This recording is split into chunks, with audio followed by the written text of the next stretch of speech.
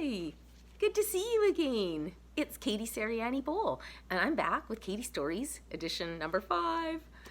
So, before I get started, I'm just curious, how was your week? Did you have a good week? Do you have kiddies that had to go back to school? Do you work in the school district and had to go back, like me? Actually, it's all good. I'm really lucky. I started at a new position at a new school, and it's a little challenging, but getting the hang of it. It's all good.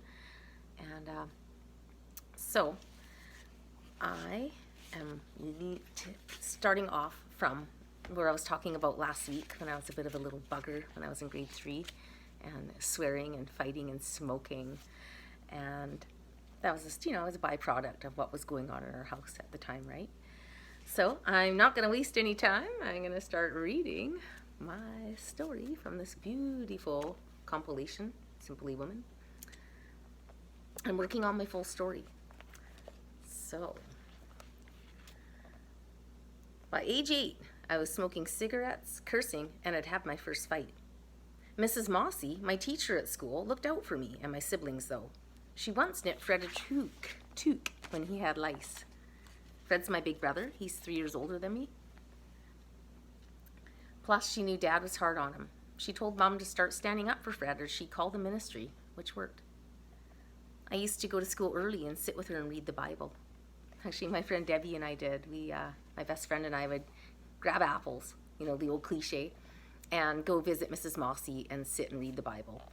And it's interesting because Debbie was lovely, and her parents were quite a bit older, like mine were. And I think we were just, in need of some love and attention, just some extra. And this teacher, she got that, and she gave it to us. And I got the chance to say thank you about 10 years ago.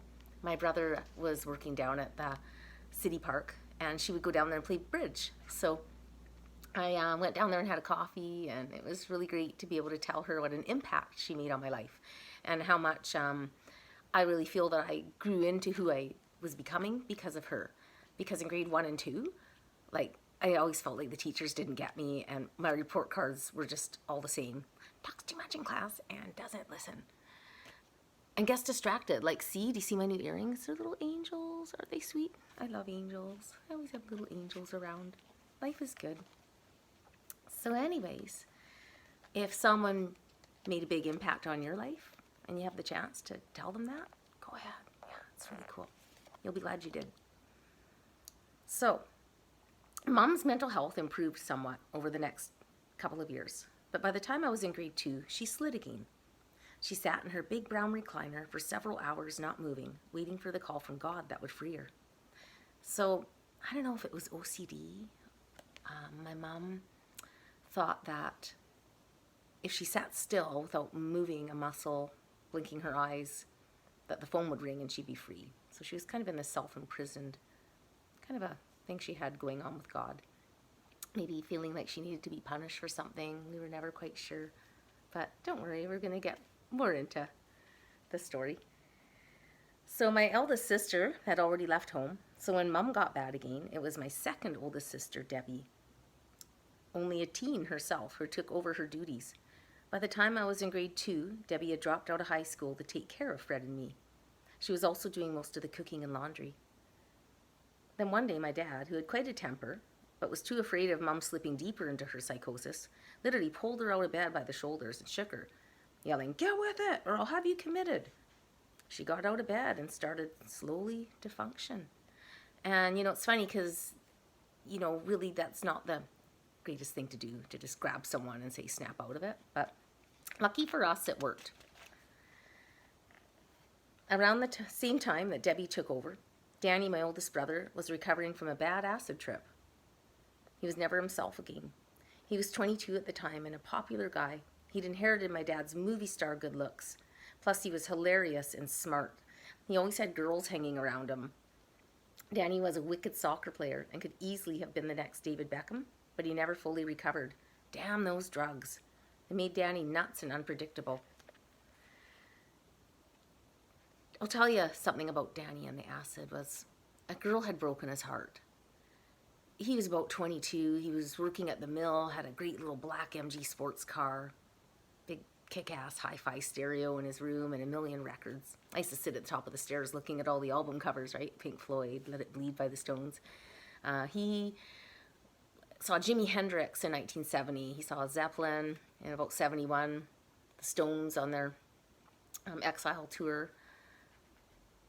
Alice Cooper, Fleetwood Mac.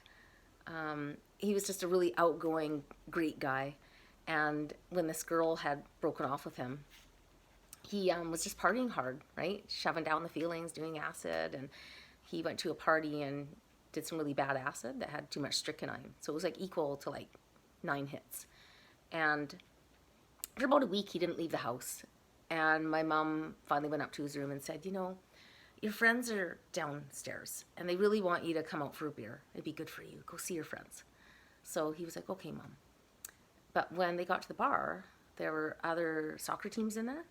And Danny was a little bit notorious for being a goal suck, a goal hog. And he was good, like his rubber leg, like right up to here. He was, you know, seriously talented soccer player. And being looked at for the Whitecaps in Vancouver, which probably would have led to a really big career in soccer. But someone spiked his beer with acid. Yeah, it's pretty fucked up, eh? Like it's not cool. And that's it. That was the disintegration of his brain. He just started going down, down, down over the next few years. And man, it was really difficult on all of us, and our whole family life changed. Oh, don't worry. We all got through it. And that's why I tell the story with love and humor. Because the events that followed when our home was in chaos are entertaining, and I think brought forth a lot of healing. Yeah, we'll get to that. So, Danny hated Mom sitting still and being quiet. He blamed her for his addiction and thought God must be punishing him too. One day when Mom refused to give him money, Danny went into a rage and he broke her nose with a running shoe and booted the glass panels out of our interior French doors. When my dad came home, he attacked Danny. Dad was tough. He was a former boxer with Golden Glove status. Fighting became a regular occurrence. Danny would tease and scare us younger kids and strike Mom's swollen, painful legs.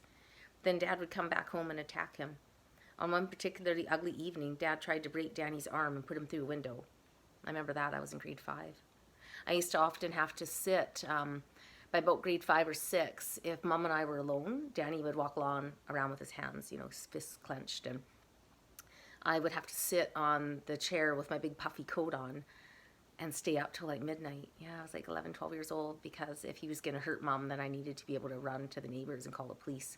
So, yeah, I didn't really care too much about getting good grades or getting my homework done. So it's always important, right? Never to judge kids when they're off at school or they're tired or not doing. There's be a pretty good reason for that.